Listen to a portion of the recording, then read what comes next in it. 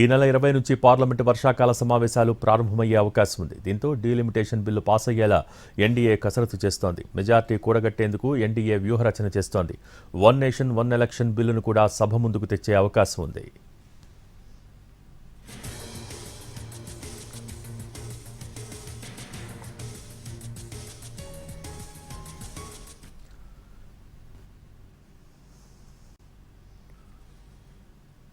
ఈ నెల 20 నుంచి పార్లమెంటు వర్షాకాల సమావేశాలు ప్రారంభమయ్యే అవకాశం ఉంది. దీంతో డీలిమిటేషన్ బిల్లు పాస్ అయ్యేలా ఎన్డీఏ కసరత్తు చేస్తోంది.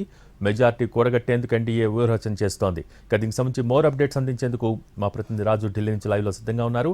రాజు, over to you. Thank you Bhogi. ఈ నెల 20వ తేదీ నుంచి పార్లమెంటు వర్షాకాల సమావేశాలు ప్రారంభమయ్యే అవకాశాలు కనిపిస్తున్నాయి. దీనికోసం కేంద్ర ప్రభుత్వం ప్రత్యేకమైనటువంటి కసరత్తు కూడా ఇప్పటికే మొదలుపెట్టినట్టుగా తెలుస్తుంది. ఎందుకంటే గత పార్లమెంట్ సమావేశాల్లో ఏ విధంగానైతే డీలిమిటేషన్ కావచ్చు, దాంతోపాటు మహిళా రిజర్వేషన్ల బిల్లుకు సంబంధించి పూర్తి స్థాయి మెజార్టీ లేకపోవడంతో వీగిపోయినటువంటి పరిస్థితి కనిపించింది లోక్సభలో. సో ఈ నేపథ్యంలో ఈసారి తీసుకొచ్చేటటువంటి బిల్స్ ఎక్కడా కూడా ఎటువంటి ఇబ్బందులు లేకుండా వాటిని పాస్ చేసుకునేందుకు పక్కా ప్రణాళికతో ఎన్డీఏ సర్కార్ సిద్ధమవుతుంది. అందులో భాగంగానే మెజార్టీ అనేది చాలా కీలకం. సో రాజ్యాంగ సవరణ చేయాలంటే అందులో ఖచ్చితంగా 2/3 మెజార్టీ అవసరం. సో 2/3 మెజార్టీ కావాలంటే ఇంకా ఎంతమంది కావాలి, వాళ్ళ కోసం ఎటువంటి ప్రణాళికలతో ముందుకెళ్లాల్సి ఉంటుందనే దాని మీద కూడా కీలకమైనటువంటి కసరత్తు జరుగుతుంది.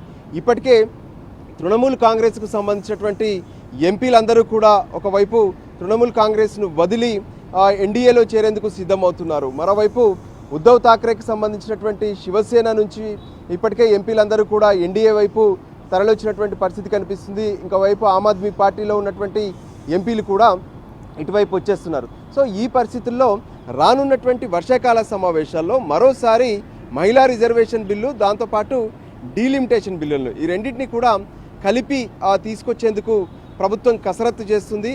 అందులో భాగంగానే ఈరోజు ప్రత్యేకంగా జేపీసీ సమావేశం కూడా జరుగుతుంది, జాయింట్ పార్లమెంటరీ కమిటీ సమావేశం. ఈ సమావేశంలో రానున్నటువంటి పార్లమెంట్ సమావేశాల నాటికి వన్ నేషన్ వన్ ఎలక్షన్కి సంబంధించినటువంటి ఏదైతే ఇప్పటి వరకు ఉన్నటువంటి దానికి సంబంధించినటువంటి నివేదికను పార్లమెంట్లో ప్రవేశపెట్టేందుకు నిర్ణయం తీసుకునేది ఒకటైతే ఆ రిపోర్ట్ని ఇచ్చేందుకు, మరోవైపు ఈ ఏదైతే డీలిమిటేషన్ మహిళా రిజర్వేషన్ల బిల్లును కూడా తీసుకొచ్చేందుకు పూర్తి స్థాయిలో సన్నద్ధమవుతున్నటువంటి పరిస్థితి కనిపిస్తుంది. ఇంకా మరో కీలకమైనటువంటి డెవలప్మెంట్ ఏంటంటే వర్షాకాల సమావేశాలు ప్రారంభం కావడానికి ముందే కేంద్ర క్యాబినెట్లో కీలకమైనటువంటి మార్పులు జరిగే అవకాశం కనిపిస్తుంది. దానికి సంబంధించినటువంటి కసరత్తు కూడా జరుగుతూనే ఉంది. ఇప్పటికే నిన్న అన్ని శాఖల కార్యదర్శులతో ప్రత్యేకంగా ప్రధాని నరేంద్ర మోడీ సమావేశమయ్యారు. ప్రస్తుతం కేంద్ర క్యాబినెట్ సమావేశం కూడా జరుగుతుంది. సో ఓవరాల్గా ప్రజెంట్ దేశ రాజధాని ఢిల్లీలో జరుగుతున్నటువంటి చర్చలు, సమావేశాలు ఇవన్నీ కూడా కొన్ని కీలకమైనటువంటి నిర్ణయాల దిశగా అడుగులు పడుతున్నాయి. దానికి అనుగుణంగానే వర్షాకాల పార్లమెంట్ సమావేశాల్లో ఎటువంటి ఎత్తుగడతో ముందుకెళ్లాల్సి ఉంటుంది. ఆ మెజార్టీకి సంబంధించినటువంటి ఇష్యూ, గతంలో ఏ విధంగానైతే మెజార్టీ లేకపోవడం వల్ల బిల్లులు వీగిపోవడం, సో అటువంటి పరిస్థితి రాకుండా ఉండాలంటే ఏ విధంగా నిర్ణయాలు తీసుకోవాలి. ఇప్పటికే డిఎంకే ఒకవైపు ఇండియా కూటమి నుంచి బయటకు వచ్చామని చెప్తున్నారు, కాంగ్రెస్తో కలిసి వెళ్ళలేదని చెప్తున్నారు.